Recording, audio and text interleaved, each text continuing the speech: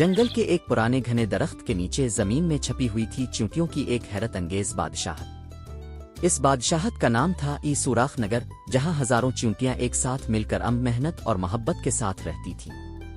اس ریاست کی سربراہ تھی ملکہ رزینہ، جو بڑی ہوشیار، سمجھدار اور انصاف پسند تھی۔ رزینہ چاہتی تھی کہ ہر چیونٹی اپنے کام سے خوش ہو اور کوئی کسی پر ظلم نہ کرے۔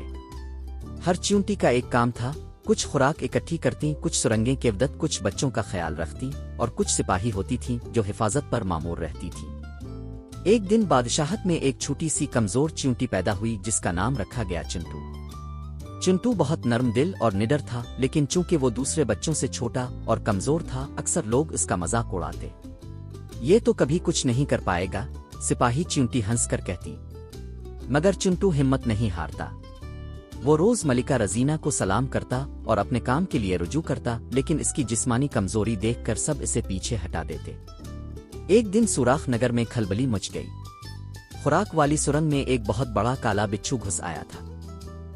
وہ غصے میں گرجتا ہوا چیونٹیوں کے ذخیرے کو برباد کر رہا تھا۔ سپاہی چیونٹیاں حملے کے لیے دوڑیں، مگر بچھو کے بڑے پنجوں اور زہریلے ڈنک کے سامنے سب بے بس ہو گئیں۔ سب سے بڑی سرنگ میں چنٹو چھپا بیٹھا تھا، مگر جب اس نے دیکھا کہ بچھو پوری بادشاہت کو تباہ کر دے گا تو اس کے دل میں ایک آواز گونجی، حفاظت صرف طاقت سے نہیں، عقل سے بھی ہوتی ہے۔ چنٹو نے اپنی چھوٹی جسامت کا فائدہ اٹھایا۔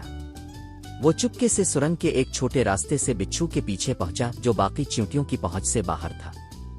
اس نے وہاں پڑے پتوں اور چیونٹیوں کے خوشبودار بیجوں سے ایک جال تیار کیا جو بچھو کے لیے ایک چکنی فرش جیسا تھا۔ جب بچھو اس رستے پر چلا، وہ پھسل کر نیچے گرا اور اس کے پیر پتوں میں الجھ گئے۔ اسی لمحے باقی چیونٹیوں نے جے پٹا مارا اور بچھو کو قابو کر لیا۔ ملکہ رزینہ خود آئی اور سب چیونٹیاں حیران رہ گئیں کہ بچھو کو شکست دینے والا کوئی اور نہیں بلکہ چھوٹا سا چنٹو تھا۔ ملکہ نے فخر سے اعلان کیا، آج سے چنٹو ہماری ریاست کا سب سے بہادر جنگجو ہے۔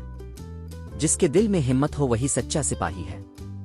اس دن کے بعد سوراخ نگر میں کوئی کسی کو چھوٹا یا کمزور نہیں سمجھتا تھا۔ ہر چیونٹی جان چکی تھی کہ اہمیت صرف جسم کی نہیں، دل اور دماغ کی بھی ہوتی ہے۔ چنٹو اب بچوں کو بہادری سکھاتا، سرنگوں کی نگرانی کرتا اور ہمیشہ سب کی مدد کو تیار رہتا۔ ایک دن اس نے درخت کے نیچے بیٹھ کر کہا، اگر تم میں یقین ہو تو تم کچھ بھی کر سکتے ہو، چاہے تم کتنے ہی چھوٹے کیوں نہ ہو۔ سبق: اصل بہادری سائز سے نہیں، نیت، ہمت اور عقل سے ہوتی ہے۔